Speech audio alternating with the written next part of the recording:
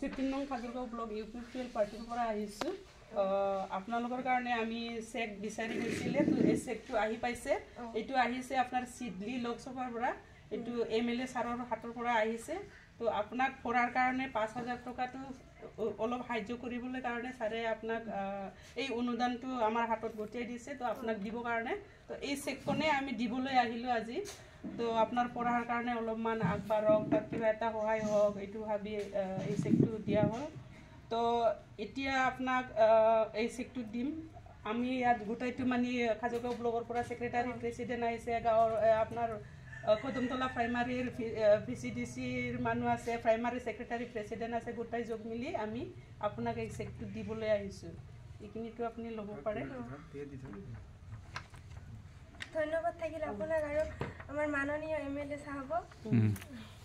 তো আমি এনেকে মানে গোটাই টাইত মানে